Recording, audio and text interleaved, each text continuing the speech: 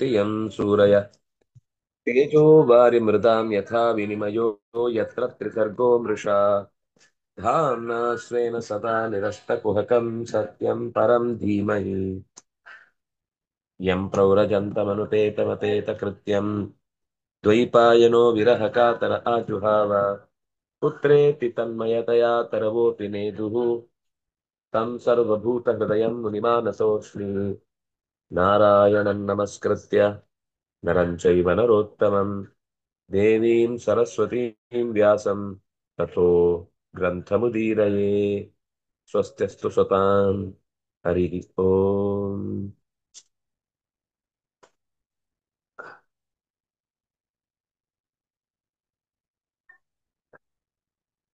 ಚಿತ್ರಕೇತು ವಿದ್ಯಾಧರನಾಗಿ ಮುಂದೆ ಪಾರ್ವತಿಯಿಂದ ಶಪ್ತನಾಗಿ ಇಂದ್ರನ ಕೈಯಲ್ಲಿ ಸಾಯುವಂತಹ ವೃತ್ರಾಸುರನಾಗಿ ಬದಲಾದ ಕಥೆಯನ್ನ ಹಿಂದೆ ಹೇಳಿದ್ರು.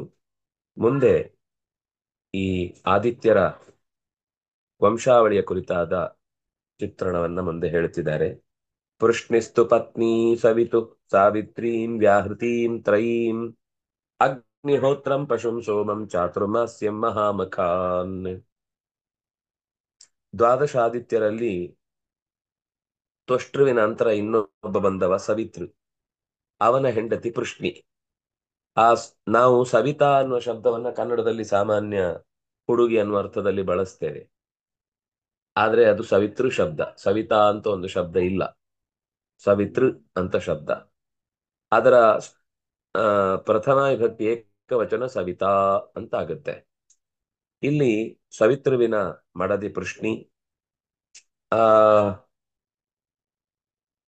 8 ಪುತ್ರರಿಗೆ ಅವಳು ಜನ್ಮ ಕೊಡ್ತಾಳೆ. ಯಾರು? ಈ ಪೃಷ್ಣಿ. ಅದು ಯಾರೆಲ್ಲ ಅಂದ್ರೆ ಸಾವಿತ್ರಿ, ವ್ಯಾಹೃತಿ, ತ್ರಯಿ, ಅಗ್ನಿಹೋತ್ರ, ಪಶು, ಸೋಮ, ಚಾತುರ್ಮಾಸ್ಯ ಮತ್ತು ಪಂಚಮಹಾಯಜ್ಞ ಅಂತ ಅಷ್ಟು ಹೆಸರು ಆ 8 ಮಂದಿ ಪುತ್ರರು. ಅದು ಸಾವಿತ್ರಿ ಅಲ್ಲ, ಸಾವಿತ್ರಿ. ಸಾವಿತ್ರಿ ಶಬ್ದ ಸ್ತ್ರೀಲಿಂಗ. ಸಾವಿತ್ರಿ ಅನ್ನೋದು ಅತ್ರಿ ಇದ್ದ ಹಾಗೆ, ಅದು ಪುಲ್ಲಿಂಗದ ಶಬ್ದ. ಹಾಗೇನೆ ವ್ಯಾಹೃತಿ. ಇಲ್ಲೆಲ್ಲ ಅಭಿಮಾನಿಗಳು ಅಂದ್ರೆ ಈ ಅವರ ಹೆಸರು ಸ್ಪಷ್ಟವಾಗಿ ಇಲ್ಲ ಇಲ್ಲಿ. ಇದೆಲ್ಲ ಅವರು ಯಾವುದನ್ನ ಅಭಿಮಾನಿಸ್ತಾರೋ ಅದರ ಹೆಸರು, ಯಾವುದರ ಜವಾಬ್ದಾರಿ ತಗೊಂಡಿದ್ದಾರೋ ಅದರ ಹೆಸರು. ಅವರ ಹೆಸರು ಬೇರೆ ಕಡೆ ಬಂದಿದೆ ಅಂತ ಅನ್ಸುತ್ತೆ. ಇಲ್ಲಿ ಅವ್ರು ಅದು ಯಾವುದನ್ನ ಅಭಿಮಾನಿಸ್ತಾರೋ ಅದು ಅವರ ಹೆಸರು ಆಗುತ್ತೆ. ಅದನ್ನ ಅವ್ರು ನೋಡ್ಕೊಳ್ತಾರೆ, ಅದನ್ನ ಅವ್ರು ವ್ಯವಹಾರ ಮಾಡ್ತಾರೆ ಅನ್ನುವ ಕಾರಣಕ್ಕಾಗಿ ಈ 8 ಮಂದಿ ಮಕ್ಕಳು ಕೂಡ ಹುಟ್ಟಿದ್ರು. ಚಾತುರ್ಮಾಸ್ಯನ್ ಮಹಾಮಖಾನ್ ಪುತ್ರಾನ್ ಜನಯಾಮಾಸತು ಮಾಸ ಅಂತ ಹೀಗೆ ಆ ಆದಿತ್ಯನ ಅಂದ್ರೆ ಆದಿತ್ಯರಲ್ಲಿ ಸವಿತೃವಿನ ಪರಂಪರೆಯನ್ನ ಹೇಳಿದ್ರು. ಸಿದ್ಧಿರ್ಭಗಸ್ಯ ಭಾರ್ಯಾಂಗ ಮಹಿಮಾನಂ ವಿಭುಂ ಪ್ರಭುಂ ಆಶಿಚಂಚ ವರಾರೋಹಾಂ ಕನ್ಯಾಂ ಪ್ರಾಸೂತ ಸುವ್ರತ.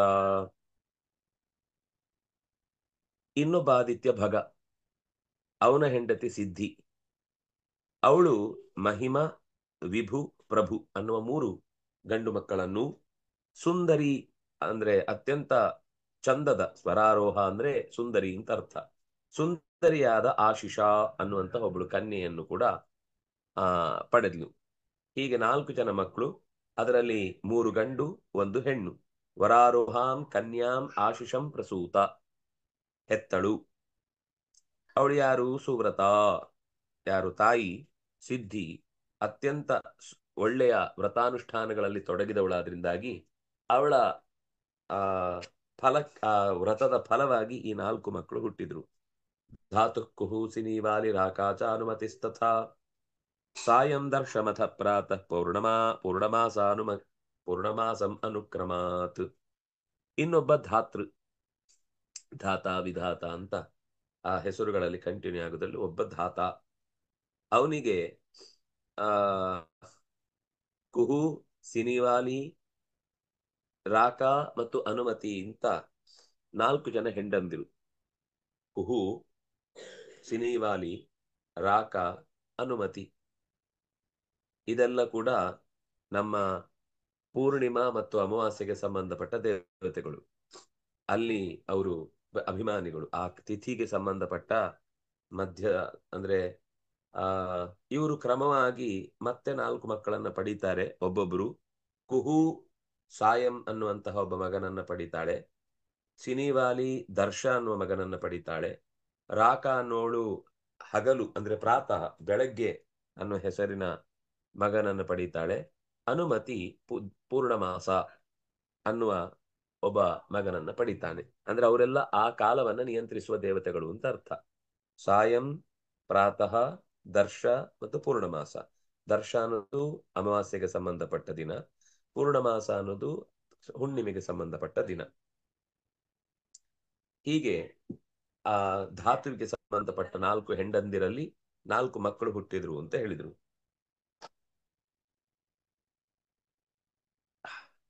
ಅಗ್ನೀನ್ ಪುರುಷ್ಯಾನಾದತ್ತ ಕ್ರಿಯಾಯಾಂ ಸಮನಂತರ ಚರ್ಷಣಿ ವರುಣಸ್ಯಾಸೀತ್ ಯಸ್ಯಾಂ ಜಾತೋ ಭೃಗು ಪುನಃ.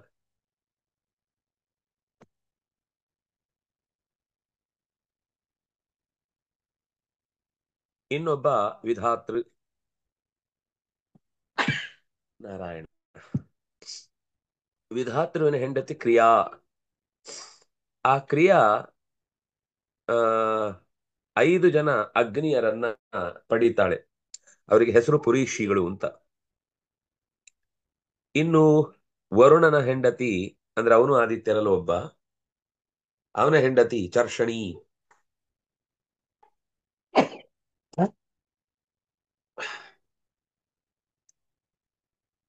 ಈ ಚರ್ಷಣಿಯಲ್ಲಿ ಹಿಂದೆ ಬ್ರಹ್ಮಪುತ್ರನಾಗಿದ್ದ ಭೃಗು ಪುನಃ ಇಲ್ಲಿ ಇವಳಲ್ಲಿ ಹುಟ್ಟುತ್ತಾನೆ ಒಮ್ಮೆ. ಈ ವಸಿಷ್ಠ ಮೊದಲಾದವರೆಲ್ಲ ಚತುರ್ಮುಖನ ಕಡೆಯಿಂದ ಒಮ್ಮೆ ಪ್ರಜಾಪತಿಗಳಾಗಿ ಹುಟ್ಟಿ ಬಂದವರು ಮತ್ತೆ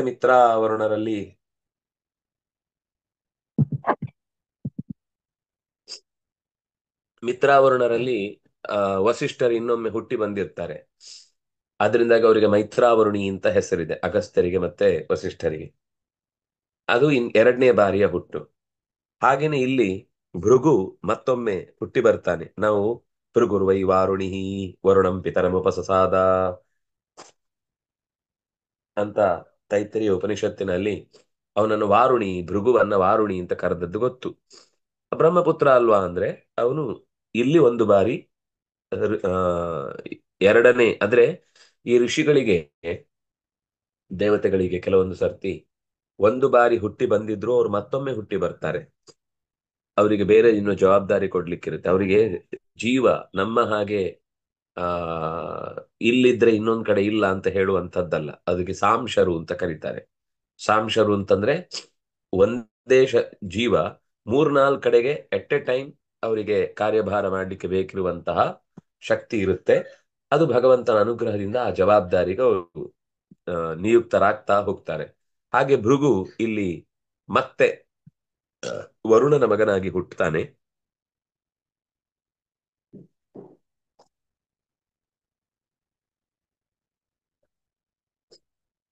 ವಾಲ್ಮೀಕಿಶ್ಚ ಮಹಾಯೋಗಿ ವಲ್ಮೀಕಾದಭವತ್ ಕಿಲ ಅಗಸ್ತ್ಯಶ್ಚ ವಸಿಷ್ಠಶ್ಚ ಮಿತ್ರಾವರುಣಯೋರ್ ಋಷಿ.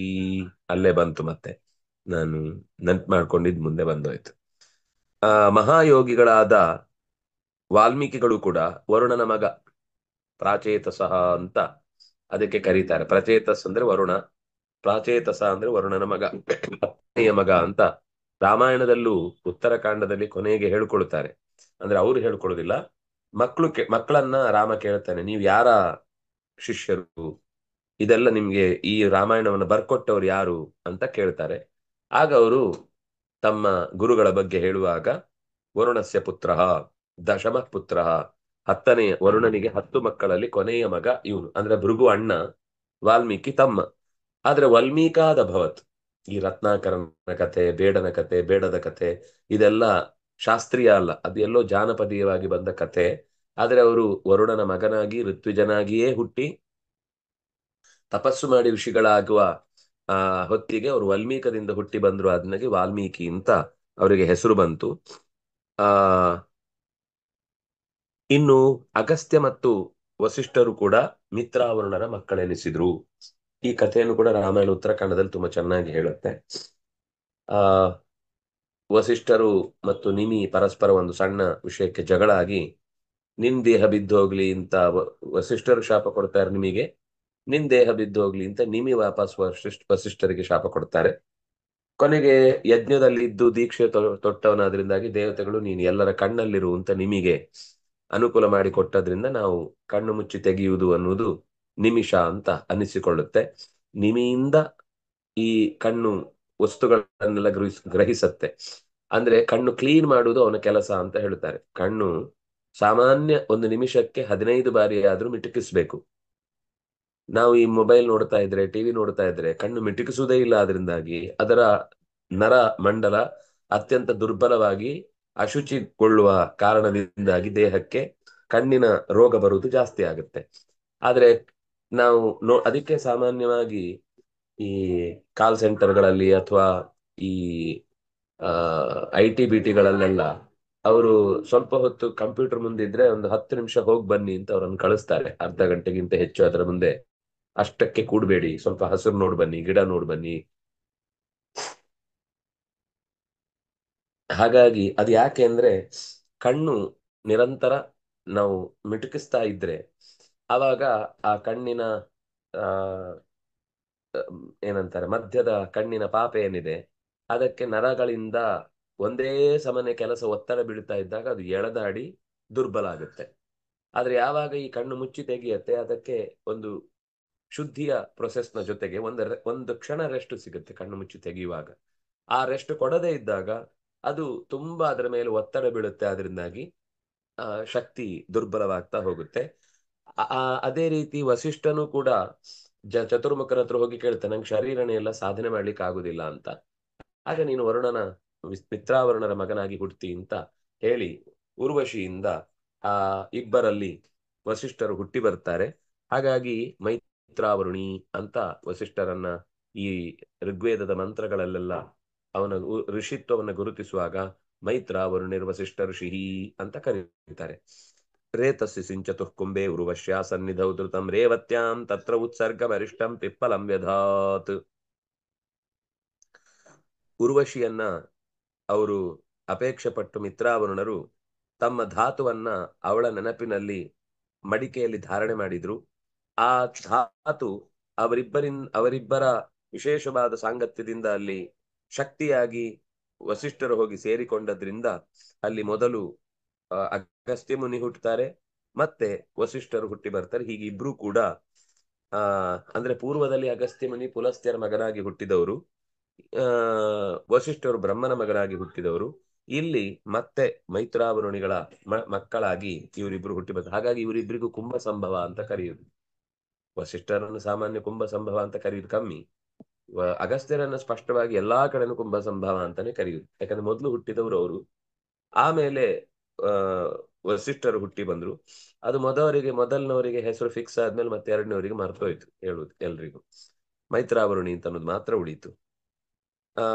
ಇನ್ನು ಮಿತ್ರನಿಗೆ ರೇವತಿ ಅನ್ನುವಂತಹ ಹೆಂಡತಿಯಲ್ಲಿ ರೇವತ್ಯಾಂ ಮಿತ್ರ ಉತ್ಸರ್ಗಂ ಅರಿಷ್ಟಂ ಪಿಪ್ಪಲಂ ವ್ಯಧಾತ್.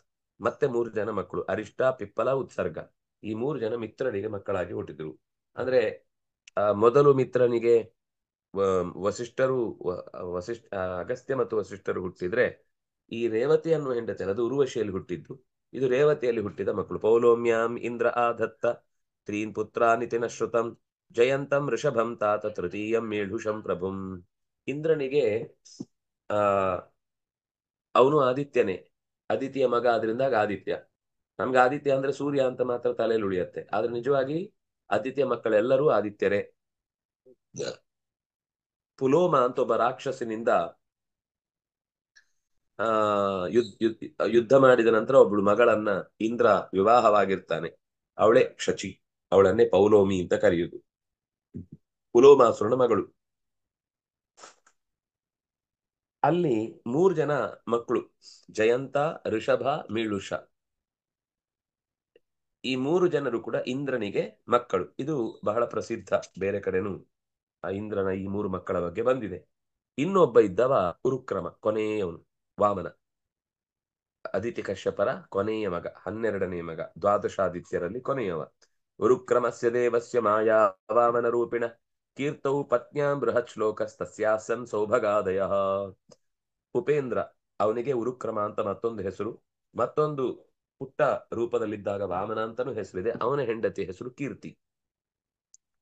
ವಾಮನನಿಗೆ ಉರುಕ್ರಮ ಅಂತಾನೂ ಹೆಸರಿದೆ, ಉಪೇಂದ್ರ ಅಂತಾನೂ ಹೆಸರಿದೆ. ಉಪೇಂದ್ರ ಅಂದ್ರೆ ಈ ಇಂದ್ರನಿಗೆ ತಮ್ಮನಾಗಿ ಹುಟ್ಟಿದವ ಅಂತ. ಅವನ ಹೆಂಡತಿ ಹೆಸರು ಕೀರ್ತಿ. ಅವಳಲ್ಲಿ ಬೃಹತ್ ಶ್ಲೋಕ ಅನ್ನುವಂತ ಒಬ್ಬ ಮಗ ಹುಟ್ಟುತ್ತಾನೆ. ಆ ಬೃಹತ್ ಶ್ಲೋಕನಿಗೆ ಸೌಭಗ ಮೊದಲಾದಂತ ಇನ್ನೂ ಒಂದು ಕೆಲವು ಮಕ್ಕಳು ಮುಂದೆ ಅವರು ಆ ಇಂದ್ರನ ಪರಂಪರೆಯ ಕಥೆಯಲ್ಲಿ ಬರ್ತಾರೆ. ಯಾರು ವಾಮನನ ಕಥೆಯನ್ನು ಹೇಳುವಾಗ ಹೇಳ್ತಾರೆ, ಸೌಭಗ ಮೊದಲಾದ ಮಕ್ಕಳು ಬೃಹತ್ ಶ್ಲೋಕನಿಗೆ ಹುಟ್ಟಿ ಬರ್ತಾರೆ.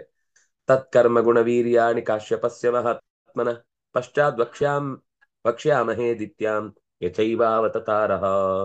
ವಾಮನನ ಮಹಾಕಾರ್ಯವನ್ನು ಕಶ್ಯಪನ ಮಡದಿಯಾದಂತಹ ಅದಿತಿಯಲ್ಲಿ ಹೇಗೆ ಅವತರಿಸಿದ ಎನ್ನುವುದನ್ನು ನಾವು ಮುಂದೆ ಅಷ್ಟಮ ಸ್ಕಂಧದಲ್ಲಿ ಹೇಳಲಿಕ್ಕಿದ್ದೇವೆ. ಸ್ವಲ್ಪ ನೆನ್ಪಿಟ್ಕೊಳ್ಳಿ, ಮರ್ತೋದ್ರೆ ಕತೆ ಹಾಗೆ ಹಾರೋಗ್ಬಿಡುತ್ತೆ. ಯತ್ ಅಥ ಕಾಶ್ಯಪ ದಾಯಾದಾನ್ ದೈತೇಯಾನ್ ಕೀರ್ತಯಾಮಿತೆ ಯತ್ರ ಭಾಗವತ ಶ್ರೀಮಾನ್ ಪ್ರಹ್ಲಾದೋ ಬಲಿರೇವಚ. ಕಶ್ಯಪನಿಗೆ ಮತ್ತೊಬ್ಬ ಹೆಂಡತಿ ದಿತಿ. ಈ ದಿತಿಯ ಸಂತತಿಯ ಬಗ್ಗೆ ನಿಮಗೆ ಹೇಳಬೇಕು. ಈ ಸಂತತಿಯ ಪರಂಪರೆಯಲ್ಲಿಯೇ ಹುಟ್ಟಿದವನು ಪ್ರಹ್ಲಾದ. ಅದೇ ಪರಂಪರೆಯಲ್ಲಿ ಮುಂದೆ ಬಂದವನು ಬಲಿ. ಅದರ ವಾಮನನ ಕಥೆಗೆ ಸಂಬಂಧಪಟ್ಟ ಒಬ್ಬ ವ್ಯಕ್ತಿ ಇಲ್ಲೇ ಹುಟ್ಟುದು, ಬಲಿ. ಆಮೇಲೆ ನರಸಿಂಹಾವತಾರಕ್ಕೆ ಸಂಬಂಧಪಟ್ಟ ಮತ್ತೊಬ್ಬ ವ್ಯಕ್ತಿ ಪ್ರಹ್ಲಾದ. ಇವರಿಬ್ರು ಕೂಡ ದ್ವಿತೀಯ ಪರಂಪರೆಯಲ್ಲಿ ಬಂದವರು. ಇದರ ಮಧ್ಯದಲ್ಲಿ ಒಂದು ಸಣ್ಣ ಘಟನೆ ನಡೆಯುತ್ತೆ. ದ್ವಿತೀಯದ್ವಾವೇವದಾಯಾದೌ ದೈತ್ಯದಾನವ ವಂದಿತೌ ಹಿರಣ್ಯಕಶಿಪುರ್ನಾಮ ಹಿರಣ್ಯಾಕ್ಷಶ್ಚ ಕೀರ್ತಿತೌ.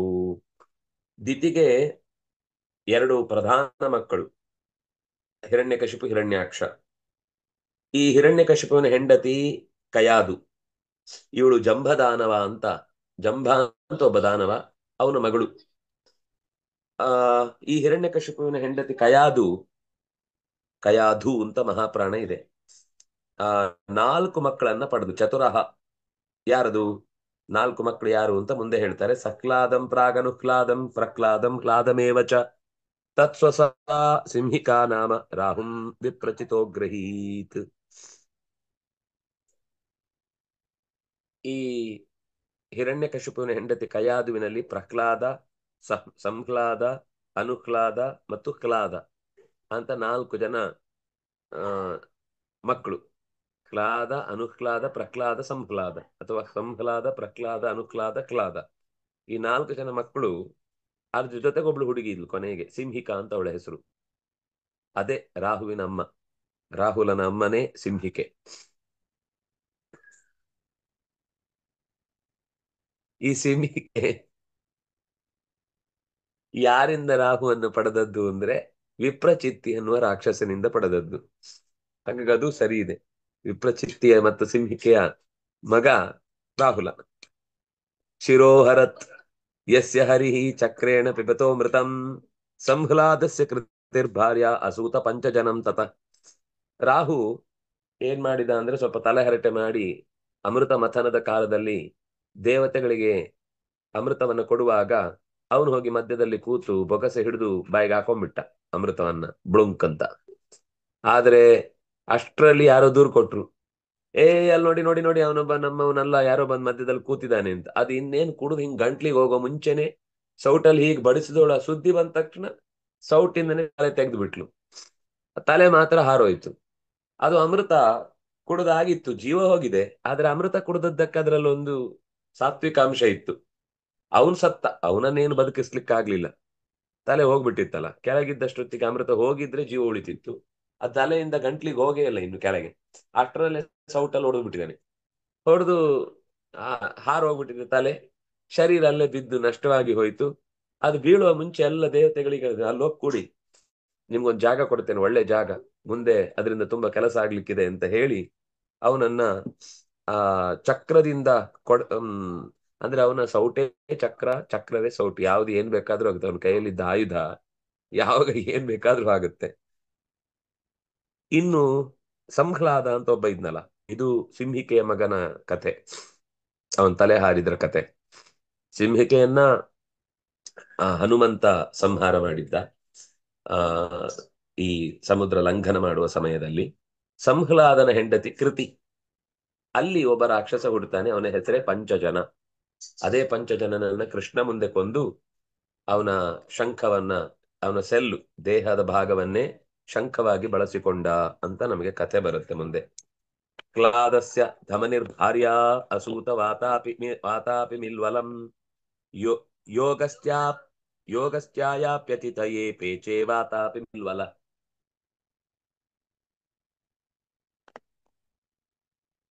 ಕ್ಲಾದನ ಹೆಂಡತಿ ಧಮನಿ. ಅವಳು ಇಬ್ರಿಗೆ ಜನನ ಅಂದ್ರೆ ಇಬ್ಬರನ್ನ ಹೆರ್ತಾಳೆ. ವಾತಾಪಿ ಮತ್ತು ಇಲ್ವಲ ಅಂತ ಅವರಿಬ್ಬರ ಹೆಸರು. ಅದು ಅಗಸ್ತ್ಯರ ಕಥೆಯಲ್ಲಿ ಬರುತ್ತೆ. ಆಮೇಲೆ ಈಗ ಇಲ್ವಲ್ಲ ಅಂದ್ರೆ ಇಲ್ಲ ಅವರು. ಅಗಸ್ತ್ಯರು ಯೋ ಅಗಸ್ತ್ಯಾಯ ಅತಿಥಯೇ ಪೇಚೆ. ವಾತಾಪಿಯನ್ನ ಬೇಯಿಸಿ ಅಡಿಗೆ ಹಾಕಿದ್ದ ಅಗಸ್ತ್ಯನಿಗೆ. ಪೇಚೆ ಅಂತ ಶಬ್ದ. ಪೇಚೆ, ಪೇಚಾತೆ, ಪೇಚಿರೆ, ಪಚತಿ ಅನ್ನುವ ಧಾತುವಿನಲ್ಲಿಟ್ಟು ಪೇಚೆ. ಪೇಚಿಗಿಡಾಗ್ಬೇಡಿ. ಪೇಚೆ, ಪೇಚಾತೆ, ಪೇಚಿರೆ, ಪೇಚಿಶೆ, ಪೇಚಾತೆ, ಪೇಚಿದ್ರೆ, ಪೇಚೆ, ಪೇಚಿಮಹೆ, ಪೇಚಿಮಹೆ ಅಂತ ಧಾತು. ಅವನು ವಾತಾಪಿಂ ಇಲ್ವಲಹ ಪೇಚೆ. ವಾತಾಪಿಯನ್ನ ಅಗಸ್ತ್ಯನಿಗೋಸ್ಕರ ಅತಿಥಿಯನ್ನ ಸತ್ಕಾರ ಮಾಡಬೇಕು, ಅವನು ಯಾವಾಗ್ಲೂ ಹಾಗೆ ಮಾಡ್ತಿದ್ದ. ತಮ್ಮನನ್ನ ಬೇಯಿಸಿ ಹಾಕ್ಬಿಡುದು. ಅವರು ತಿಂದು ಅಂತ ತೇಗುವಷ್ಟೊತ್ತಿಗೆ ಏ ವಾತಾಪಿ ಬಾರ ಹೊರಗೆ ಅಂತ ಕರೆದು ಬಿಡೋರು. ಅವ್ನ್ ಕರೆದ ತಕ್ಷಣ ಹೊಟ್ಟೆ ಸೀಳ್ಕೊಂಡ್ ಬರೋರು, ಅವ್ರು ಸತ್ತೋಗ್ತಿದ್ರು. ಹೀಗೆ ಋಷಿಗಳನ್ನೆಲ್ಲ ಕೊಲ್ತಿದ್ದ. ಕರೆದು ಕರೆದು ಕರೆದು ಆತಿಥ್ಯ ಮಾಡುದು, ಅವರನ್ನ ಸೀಳಿ ಕೊಂದು ಬಿಡುದು. ಇದು ಅಗಸ್ತ್ಯರಿಗೆ ಗೊತ್ತಾಯ್ತು. ಅಗಸ್ತ್ಯರು ದೂರ ಸಿಕ್ಕಿತ್ತಾದ್ರಿಂದ ಅವರು ಸ್ವಲ್ಪ ಅವನು ಬಂದ್ರೆ. ಅವರು ಹೋಗಿದ್ದ ಕಾರಣ ಏನು ಅಂದ್ರೆ, ತುಂಬಾ ಚೆನ್ನಾಗಿದೆ ಭಾರತದಲ್ಲಿ ಅದರ ಕಥೆ. ಮಹಾಭಾರತ ಕಥೆ ಕೇಳದೆ ಎಷ್ಟೋ ಮಿಸ್ ಆಗುತ್ತೆ ನಮ್ಗೆ ಮುಖ್ಯ ವಿಷಯಗಳೆಲ್ಲ. ಇದ್ರ ಎಲ್ಲ ಕಥೆಗಳು ಅಲ್ಲಿ ಸಿಗುತ್ತೆ. ಇದ್ರದ್ದೆಲ್ಲ ಬರೀ ಹೆಸರು, ಹೀಗೆ ಹುಟ್ಟ ಹಾಗೆ ಬಂದ ಹಾಗೆ ಎದ್ದ, ನಮ್ಗೆ ಒಳ್ಳೆ ಜನಸಂಖ್ಯಾ ಗಣತಿಗೆ ಲೆಕ್ಕಾಚಾರ ಕೊಟ್ಟಂಗಿದೆ ಇದೆಲ್ಲ.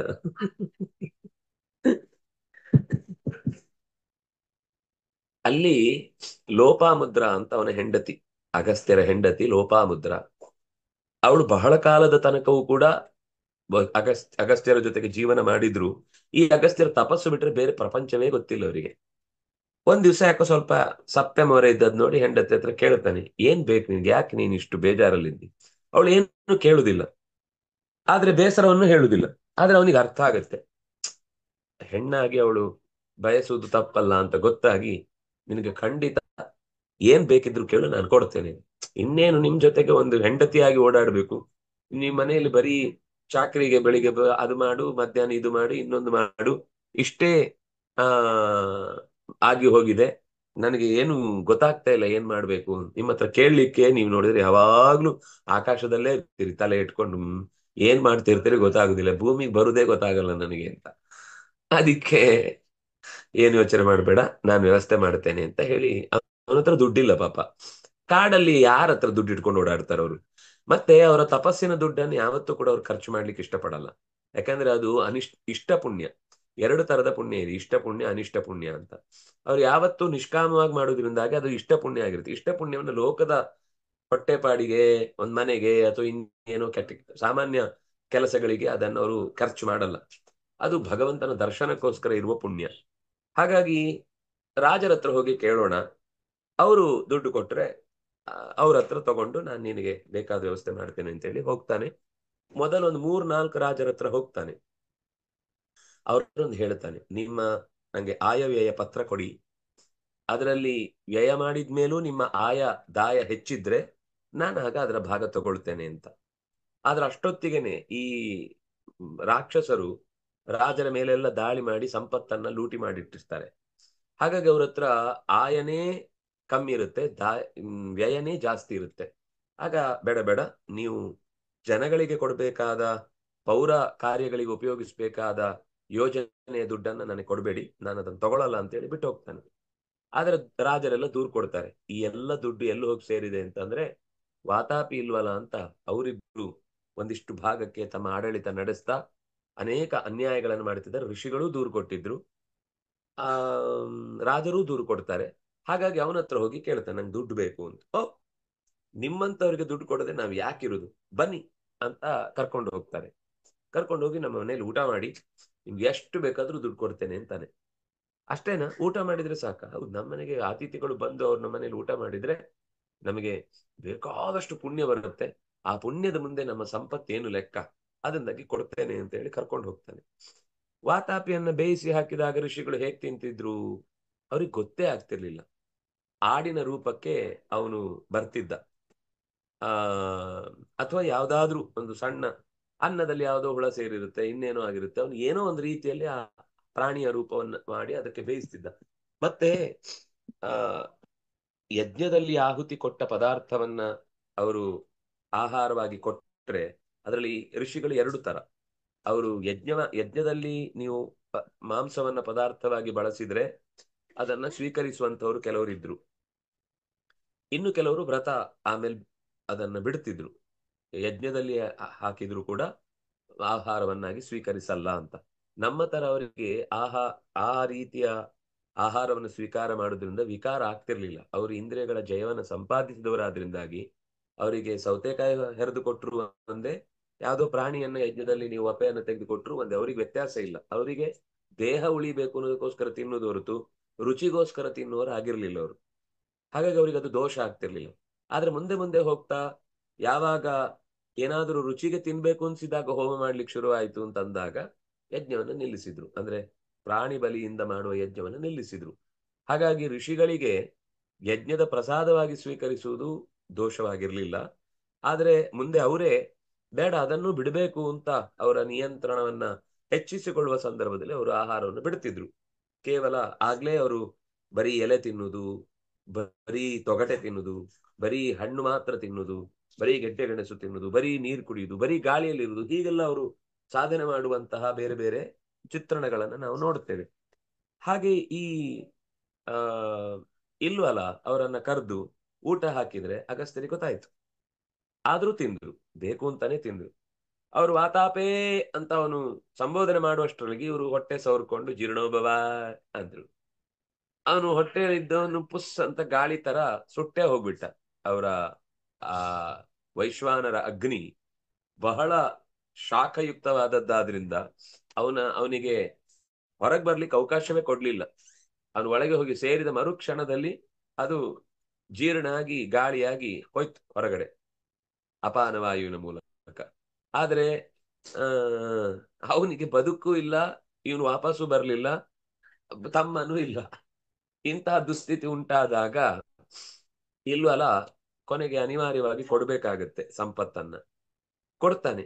ಆದ್ರೆ ಕೊಟ್ಟು ಅವ್ರು ಹೋಗ್ತಾ ಇರ್ಬೇಕಾದ್ರೆ ಹಿಂಬದಿಯಿಂದ ಅಟ್ಯಾಕ್ ಮಾಡ್ತಾನೆ. ಮತ್ತೆ ಅಟ್ಯಾಕ್ ಮಾಡಕ್ ಅವ್ರು ಅದು ಗೊತ್ತಿತ್ತು, ಈ ರಾಕ್ಷಸರನ್ನ ನಂಬ್ಲಿಕ್ಕೆ ಸಾಧ್ಯ ಇಲ್ಲ ಅಂತ. ಸಂಪತ್ತೆಲ್ಲ ತಗೊಂಡು ಅಟ್ಯಾಕ್ ಹಿಂದಿನ ಮಾಡ್ತಾನೆ ಅಂತ ಗೊತ್ತಾದ ತಕ್ಷಣ ತಾವು ತಿರುಗಿ ಹುಂಕಾರದಿಂದ ಅವನನ್ನ ಸುಟ್ಟು ಬಿಡ್ತಾರೆ. ಅವನು ಸತ್ತೋಗ್ತಾನೆ. ಆಮೇಲೆ ಆ ಮೊದಲು ಯಾವ ರಾಜರ ಹತ್ರ ಹೋಗಿದ್ರು ಅವರಿಗೆ ಎಷ್ಟೆಷ್ಟು ಭಾಗ ಬೇಕೋ ಅದನ್ನೆಲ್ಲ ಕೊಟ್ಟು ತನಗೆ ಒಂದು ಭಾಗ, ಇದು ನಾನು ನಿಮ್ಗೆ ಈ ಸಂಪತ್ತನ್ನು ಮರಳಿಸಿ ಕೊಟ್ಟದ್ದಕ್ಕೋಸ್ಕರ ತಗೊಳ್ತಾ ಇದ್ದೇನೆ ಅಂತ ಹೇಳಿ ತಗೊಂಡ್ ಬಂದು ಆಮೇಲೆ ಒಳ್ಳೆ ಮನೆ ಕಟ್ಟಿ ಬೇಕಾದ ಪದಾರ್ಥಗಳನ್ನೆಲ್ಲ ದುಡ್ಡಿನಿಂದ ಪಟ್ಟಣದಿಂದ ಕ್ರಯ ಮಾಡಿ ತಂದು ಅವಳನ್ನ ಬಹಳ ದೀರ್ಘಕಾಲದವರೆಗೂ ಸಂತೋಷವಾಗಿ ಇರಿಸಿದ್ರು ಅಂತ ಕಥೆ ಬರುತ್ತೆ. ಆ ಪ್ರಸಂಗದಲ್ಲಿ ಈ ವಾತಾಪಿ ಇಲ್ವರಲ್ಲ ಕಥೆ ವಿಸ್ತಾರವಾಗಿ ಭಾರತದಲ್ಲಿ ಬಂದಿದೆ. ಇನ್ನು ಇದು ಆ ವಾತಾಪಿ ಇಲ್ವಲರನ್ನ ಅಗಸ್ತ್ಯ ಸಂಹಾರ ಮಾಡಿದ ಕಥೆ. ಅವನು ಯಾರು ಅಂತಂದ್ರೆ ಕ್ಲಾದನ ಆ ಹೆಂಡತಿ ಧಮನಿಯಲ್ಲಿ ಹುಟ್ಟಿದ ಮಕ್ಕಳು ವಾತಾಪಿ ಮತ್ತು ಇಲ್ವಲ. ಅನುಕ್ಲಾದಸ್ಯ ಸೂರ್ಮ್ಯಾಯಾಂ ಭಾಷ್ಕಲೋ ಮಹಿಷಸ್ತಥಾ ವಿರೋಚನಸ್ತು ಪ್ರಾಕ್ಲಾದಿ ಬಲಿಸ್ತಸ್ಯಾಭವತ್ ಕಿಲ. ಒಳ್ಳೆ ಹೆಸರು. ಅವನ ಹೆಂಡತಿ ಅನುಕ್ಲಾದ ಅಂತ ಒಬ್ಬ ಹುಡುಗ, ಅವನ ಹೆಂಡತಿ ಸೂರ್ಮ್ಯಾ, ಸೂರ್ಮ್ಯಾ ಅಂತ ಹೆಸರು. ಅವಳಿಗೆ ಇಬ್ರು ಮಕ್ಕಳು, ಭಾಷ್ಕಲ ಮತ್ತು ಮಹಿಷ. ಇವರು ಮಹಿಷನನ್ನ ನಮ್ಮ ಯಾರೋ ಕಾಡು ಜನಾಂಗ, ಅವನ ಉತ್ಸವವನ್ನು ಮಾಡ್ತೇವೆ ಅಂತ ಇನ್ನು ಕೆಲವರು ಉಳಿದ ಅವನ ಜನಾಂಗದವರೆಲ್ಲ ಬೊಬ್ಬೆ ಹೊಡಿತಾರೆ ಮೈಸೂರಲ್ಲಿ ಇವತ್ತು ಕುತ್ಕೊಂಡು. ಆದ್ರೆ ನಿಜವಾಗಿ ಅವನು ಯಾರು ಅಂತಂದ್ರೆ ಕಾಡು ಜನ ಅಲ್ಲ, ಅವನೊಬ್ಬ ರಾಕ್ಷಸ. ರಾಕ್ಷಸ ಅಂತ ಸ್ಪಷ್ಟವಾಗಿ ಇದೆ. ಅವನ್ ತಪಸ್ವಿ, ಅವನು ಜ್ಞಾನಿ, ಅವನ್ ಹಾಗ್ ಮಾಡ್ತಿದ್ದ ಹೀಗ್ ಮಾಡ್ತಿದ್ದ ಅಂತೆಲ್ಲ ಇಲ್ಲ ಸಲ್ಲದ ಆ ಆ, ಕಥೆಗಳನ್ನೆಲ್ಲ ಹೇಳ್ಕೊಂಡು ತಿರುಗ್ತಾರೆ. ಆದ್ರೆ ಅವನು ಒಬ್ಬ ರಾಕ್ಷಸ. ಇನ್ನು ಆ ಪ್ರಹ್ಲಾದ ಉಳಿದವನು ಕೊನೆಯವನು. ಅದು ಅವನು ಮಕ್ಕಳಲ್ಲಿ ಮೊದಲನೆಯವನು. ಇದು ಮುಂದೆ ಇನ್ನೊಬ್ಬ ಪ್ರಹ್ಲಾದ. ಪ್ರಹ್ಲಾದನ ಮಗ ವಿರೋಚನ. ವಿರೋಚನನ ಮಗನೇ ಬಲಿ. ಅದು ಒಂಥರ ಆ ಹಿರಣ್ಯಕಶಿಪುವಿಗೆ ಪ್ರಹ್ಲಾದ ಅವನು ಒಳ್ಳೆಯವನು. ಅವನಿಗೆ ಮಗ ವಿರೋಚನ ಕೆಟ್ಟವನು. ವಿರೋಚನನಿಗೆ ಮಗ ಒಳ್ಳೆಯವನು. ಅವನಿಗೆ ಮಗ ಬಾಣ ಕೆಟ್ಟವನು. ಹೀಗೆ ಅದು ಒಂದು ಒಳ್ಳೇದು ಕೆಟ್ಟದು, ಒಳ್ಳೇದು ಕೆಟ್ಟದು, ಒಳ್ಳೇದು ಕೆಟ್ಟದು ಅಂತ ಹುಟ್ಟಿದ ಮನೆತನದ ಒಂದು ವಿಶಿಷ್ಟ ಕಥೆ. ಬಾಣಜ್ಯೇಷ್ಠಂ ಪುತ್ರಶತಂ ಅಶನಾಯಾಂ ತಥೋಭವತ್ ತಸ್ಯಾನುಭಾವ ಸುಶ್ಲೋಕ್ಯ ಪಶ್ಚಾದೇವಾಭಿಧಾಸ್ಯತೆ. ಬಾಣ ಮೊದಲಾದವರು ಆ ಬಲಿಗೆ 100 ಜನ ಮಕ್ಕಳು. ಅದು ಬಲಿಗೆ ವಿಂಧ್ಯಾವಳಿ ಅಂತ ಒಬ್ಳು ಹೆಂಡತಿ ಇದ್ಲು. ಇನ್ನೊಬ್ಳಿಯಲ್ಲಿ ಅಶನ ಅಂತ ಇನ್ನೊಬ್ಳ ಹೆಸರು. ಆ ಅಶನ ಎಂಬ ಪತ್ನಿಯಲ್ಲಿ ಈ 100 ಜನ ಮಕ್ಕಳು ಹುಟ್ಟುತ್ತಾರೆ. ಮುಂದೆ ಈ ಬಲಿಯ ಪುಣ್ಯಾತ್ಮನ ಕಥೆಯನ್ನು ಕೂಡ ಅಷ್ಟಮ ಸ್ಕಂದದಲ್ಲಿ ಹೇಳಲಿಕ್ಕಿದ್ದೇನೆ. ಅಭಿಧಾಸ್ಯತೆ ಮುಂದೆ ಹೇಳಲಿಕ್ಕಿದ್ದೇನೆ, ನೆನ್ಪಿಟ್ಕೊಳ್ಳಿ. ಬಾಣಸ್ತ್ವಾರಾಧ್ಯ ಗಿರಿಶಂ ಲೇಭೆ ತದ್ಗಣ ಮುಖ್ಯತಾಂ ಯತ್ಪಾರ್ಶ್ವೇ ಭಗವಾನಾಸ್ತೆ ಯದ್ಯಾಪಿ ಪುರಪಾಲಕ. ಈ ಬಾಣಾಸುರ ಮಹಾ ಶೈವ ಭಕ್ತ, ಶಿವಾರಾಧಕ. ಅವನು ಆ ಕಾಲದಲ್ಲಿದ್ದಂತಹ ರಾಕ್ಷಸ ಗಣಗಳಿಗೆಲ್ಲ ಅತ್ಯಂತ ಮುಖ್ಯ ನೆನೆಸಿದ್ದ. ಎಲ್ಲಿವರೆಗೆ ಅಂದ್ರೆ ಆ ದೇವರ ಭಕ್ತಿ ಎಷ್ಟು ಮಾಡಿದ್ದ ಅಂದ್ರೆ ಸ್ವತಃ ಶಿವನೇ ಅವನ ಮನೆಯ ಬಾಗಿಲು ಕಾಯೋನಾಗಿದ್ದಾನೆ. ಕೊನೆಗಲ್ಲೊಂದು ಶಬ್ದ ಅದ್ಯಾಪಿ. ಈ ಬಾಣಾಸುರ ಇನ್ನೂ ಮುಗುದಿಲ್ಲ ಅವನ ಕಾಲ. ಅದ್ಯಾಪಿ ಭಗವಾನ್ ತಸ್ಯ ಪಾರ್ಶ್ವೇ ಪುರಪಾಲಕ. ಅವನ ಮನೆಯ ಹೆಬ್ಬಾಗಿಲನ್ನು ಕಾಯ್ಕೊಂಡು ಶಿವ ಇವತ್ತಿಗೂ ಇದ್ದಾನೆ. ಅವನು ಮಾತ್ರ ಅಲ್ಲ, ಅವನ ಇಡೀ ಪರಿವಾರ. ಅದೇ ಮನೆಯಲ್ಲಿ ಗಣಪತಿಯು ಇದ್ದಾನೆ, ಅದೇ ಮನೆಯಲ್ಲಿ ಸ್ಕಂದನು ಇದ್ದಾನೆ, ಅದೇ ಮನೆಯಲ್ಲಿ ಪಾರ್ವತಿ ಇದ್ದಾಳೆ, ಅದೇ ಮನೆಯಲ್ಲಿ ಆ ಪಾರ್ವತಿಯ ಸಿಂಹವು ಇದೆ, ಅದರ ಪಕ್ಕದಲ್ಲಿ ಮಹಿಷ ಇದೆ, ಅದರ ಈಚೆಗೆ ಒಂದು ಹೊಟ್ಟೆ ಕಟ್ಟಿದ ಹಾವಿದೆ, ಇನ್ನೊಂದ್ ಕಡೆಯಿಂದ ನವಿಲಿದೆ. ಎಲ್ಲ ಒಂದಕ್ಕೊಂದು ಆಗದವುಗಳೇ. ಆದ್ರೆ ಯಾವುದು ಜಗಳ ಆಡಲ್ಲ. ಹಾವು ನವಿಲು ಜಗಳ ಆಡಲ್ಲ, ಹುಲಿ ಮತ್ತು ದನ ಜಗಳ ಆಡಲ್ಲ, ಇಲಿ ಮತ್ತು ಹಾವು ಕಿತ್ತಾಡಲ್ಲ. ಯಾಕೆಂದ್ರೆ ಶಿವನ ಕೊರಳಲ್ಲಿ ಒಂದು ಹಾವಿದೆ. ಇವನು ಹೊಟ್ಟೆಲ್ ಕಟ್ಕೊಂಡಿದ್ದು ಹಾವಾದ್ರೆ ಅದರ ಅಡಿಗಡೆನೆ ಒಂದು ಇಲಿ. ಅದು ಇಲಿ ಅಕಸ್ಮಾತ್ ಹಾವು ನೋಡಿ ಓಡೋಗಿದ್ರೆ ಗಣಪತಿ ಅಲ್ಲೇ.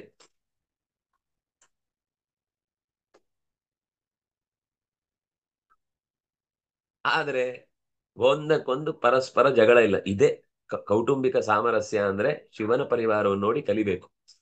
ಎಷ್ಟು ಸಾಮರಸ್ಯ, ಎಷ್ಟೇ ವೈರುಧ್ಯಗಳು, ಪರಸ್ಪರ ಶತ್ರುಗಳ ರೀತಿ ಇರೋರಾದ್ರೂ ಕೂಡ ಅಲ್ಲಿ ನಾವು ಶಿವನ ಸೇವಕರು ಅನ್ನುವ ದೃಷ್ಟಿಯಿಂದ ತಮ್ಮ ವೈರವನ್ನ ಮರೆತು ದೇವರ ಸೇವೆಯೇ ಪ್ರಧಾನ ಅಂತ ಯೋಚಿಸಿ ಬದುಕುವಂತಹ ಒಂದು ಸುಂದರವಾದ ಚಿಂತನೆಯನ್ನು ಅಲ್ಲಿ ನೋಡ್ತೇವೆ.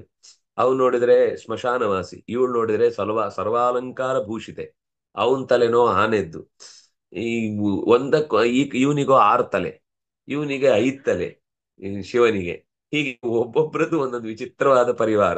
ಆದ್ರೂ ಲೋಕಕ್ಕೆ ಅತ್ಯಂತ ಆಧಾರ. ಮರುತಶ್ಚುತಿತೆ ಪುತ್ರಾಃ ಚತ್ವಾರಿಂಶನ್ನವಾಧಿಕಾಃ ತತ ಆಸನ್ನ ಪ್ರಜಾ ಸರ್ವೇ ನೀತಾ ಇಂದ್ರೇಣ ಸಾತ್ಮತಾಂ.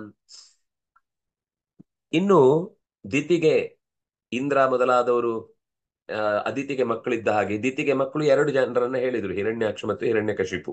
ಇನ್ನೂ ಒಂದು 49 ಜನ ಮಕ್ಕಳಿದ್ದಾರೆ. ಚತ್ವಾರಿಂಶನ್ ನವಾಧಿಕಾಹ, ಚತ್ವಾರಿಂಶತ್ ನವ ಅಧಿಕಾಹ, 49 ಜನ ಮಕ್ಕಳು. ಅವರ ಹೆಸರು ಮರುತಃ. ಮರುತ 1, ಮರುತ 2, ಮರುತ 3, ಮರುತ 4. ಎಲ್ಲ 49 ಜನ. 49ನೇವನು ಮರುತ. ಈ 49 ಮರುತುಗಳು ಕೂಡ ದ್ವಿತೀಯ ಮಕ್ಕಳೇ. ಅವರಿಗೆ ಮುಂದೆ ಅವರು ಕುಟುಂಬ ಯೋಜನೆಯಲ್ಲಿ ಸೇರ್ಕೊಂಡ್ರಾದ್ರಿಂದ ಅವ್ರಿಗೆ ಮುಂದೆ ಮಕ್ಕಳಿಲ್ಲ. 49 ಜನಕ್ಕೆ ಅವ್ರ ಮುಂದೆ ಮಕ್ಕಳನ್ನು ಮಾಡ್ಕೊಂಡಿಲ್ಲ. ಇಂದ್ರ ಅವರನ್ನ ಗರ್ಭದಲ್ಲಿರ್ಬೇಕಾದ್ರೇನೆ ತನ್ನಂತೆ ಆ ದೇವತೆಗಳನ್ನಾಗಿ ಮಾಡಿಕೊಂಡ ಅಂತ ಒಂದು ಕಥೆಯನ್ನ ಹೇಳಿದ್ರು. ಆಗ ರಾಜ ಪ್ರಶ್ನೆ ಕೇಳ್ತಾನೆ, ಅದೇನು ಸಾತ್ಮತಾಂ ಇಂದ್ರೇಣ ನೀತ, ತನ್ನವರನ್ನಾಗಿ ಮಾಡ್ಕೊಂಡ ಅಂದ್ರೆ ಏನು, ಬೇರೆಯವರಾಗಿದ್ರು ಅವರು, ತನ್ನವ್ರು ಹೇಗಾದ್ರು ಏನಾದ್ರು ಅನ್ನುವ ಜಿಜ್ಞಾಸೆಯಿಂದ ಕಥಂತ ಆಸುರಂ ಭಾವಂ, ವಸ್ತುತಃ ದ್ವಿತೀಯ ಮಕ್ಕಳು ಅಂದ್ರೆ ಅಸುರರು, ಮರುತ್ತುಗಳು. ಹಿರಣ್ಯಾಕ್ಷ ಹಿರಣ್ಯಕಶಿಪು ಅವನ ತಮ್ಮಂದ್ರೆ ಇವರು 49 ಜನ. ಈ ತಮ್ಮಂದ್ರು ಅಸುರರಾಗುದು ಬಿಟ್ಟು ಸಾತ್ಮತಾಂ, ತನ್ನಂತೆ ದೇವತೆಗಳ ಪರವಾದ ಸ್ವಭಾವದವರಾದ್ರೂ ಆಸುರಂ ಭಾವಂ ಕಥಂ ಅಪೋಹ್ಯ ಔತ್ಪತ್ತಿಕಂ ಗುರೋ ಇಂದ್ರೇಣ ಪ್ರಾಪಿತ ಸಾಮ್ಯಂ ಕಿಂ ತತ್ ಸಾಧು ಕೃತಂ ಹಿತೈಹಿ. ಇಂದ್ರ ಹೇಗೆ ಅವರನ್ನ ಹುಟ್ಟಿನಿಂದ ಅಸುರರಾಗಿದ್ದವರ ಭಾವವನ್ನ ಕಳೆದು ದೇವತ್ವವನ್ನು ಕೊಟ್ಟ ಅಂತ ಪರೀಕ್ಷಿತ್ ರಾಜ ಆ ತನ್ನ ಗುರುಗಳಾದ ಶುಕಾಚಾರ್ಯನ ಕೇಳುತ್ತಾನೆ. ಕಿಂ ತತ್ ಸಾಧು ಕೃತಂ ಹಿತೈಹಿ, ಅಂತ ಒಂದು ಸಜ್ಜನಿಕೆಗೆ ಕಾರಣವಾದ ಪುಣ್ಯವನ್ನ ಏನ್ ಮಾಡಿದ್ರು, ಆಸುರ ಭಾವವನ್ನು ತೊರೆದು ದೇವತೆಗಳ ಸ್ಥಾನಕ್ಕೆ ಬರ್ಲಿಕ್ಕೆ ಅವರಿಗೆ ಹೇಗ್ ಸಾಧ್ಯ ಆಯ್ತು ಅಂತ. ಇಮೇ ಶ್ರದ್ಧರತೆ ವಿದ್ವನ್ ಋಷಯೋಪಿ ಮಯಾ ಸಹ ಪರಿಜ್ಞಾನಾಯ ಭಗವನ್ ತನ್ನೋ ವ್ಯಾಖ್ಯಾತುಮರ್ಹಸಿ. ಪೂಜ್ಯರೇ, ನಾನು ಈ ಪ್ರಶ್ನೆ ಕೇಳುವಾಗ ಎಲ್ಲ ಋಷಿಗಳ ಕಣ್ಣು ಕೂಡ ಹೌದಲ್ವಾ ಅಂತ ಒಂದು ಜಿಜ್ಞಾಸೆಯಲ್ಲಿ ಅರಳಿದೆ. ಇದು ಕೇವಲ ನನ್ನ ಪ್ರಶ್ನೆ ಮಾತ್ರ ಅಲ್ಲ, ಋಷಯೋಪಿ ಮಯಾ ಸಹ ಪರಿಜ್ಞಾನಾಯ, ಋಷಿಗಳು ಕೂಡ ಸರಿಯಾದ ಸಂಗತಿ ಏನು ಅಂತ ತಿಳ್ಕೊಳ್ಳಿಕ್ಕೆ ಕಾತರರಾದ ಬಿಡಿಸಿದ ಕಣ್ಣುಗಳಿಂದ ನಿಮ್ಮ ಬಾಯಿಯನ್ನೇ ನೋಡ್ತಾ ಇದ್ದಾರೆ, ಏನು ಉತ್ತರ ಬರುತ್ತೆ ಅಂತ. ನಿಮ್ಮ ಬಾಯಿ ಕಡೆಗೆ ದೃಷ್ಟಿಯನ್ನ ಹಾಯಿಸಿದ್ದಾರೆ, ನೀವೇನ್ ತಿಂತಿದ್ದೀರಿ ಅಂತಲ್ಲ, ನೀವೇನ್ ಹೇಳ್ತೀರಿ ಅಂತ. ತನ್ನೋ ವ್ಯಾಖ್ಯಾತು ಮರ್ಹಸಿ, ಅದನ್ನ ನಮಗೆ ನೀವು ಬಿಡಿಸಿ ಹೇಳಬೇಕು ಅಂತ ಹೇಳ್ತಾರೆ. ಅದಕ್ಕೆ ಸೂತ ಪುರಾಣಿಕರು ಏನ್ ಹೇಳ್ತಾರೆ, ಶುಕಾಚಾರ್ಯ ಅದಕ್ಕೆ ಏನು ಉತ್ತರ ಕೊಡ್ತಾರೆ ಅನ್ನೋದನ್ನ ನಾಳೆಯ ಚಿಂತನೆಯಲ್ಲಿ ಅನುಸಂಧಾನ ಮಾಡೋಣ ಅಂತ ಹೇಳ್ತಾ, ಕಾಯೇನ ವಾಚ ಮನಸೇಂದ್ರಿಯೈರ್ವಾ ಬುದ್ಧ್ಯಾತ್ಮನಾವಾನುಸೃತ ಸ್ವಭಾವ ಕರೋಮಿ ಯದ್ಯತ್ ಸಕಲಂ ಪರಸ್ಮೈ ನಾರಾಯಣಾಯೇತಿ ಸಮರ್ಪಯಾಮಿ.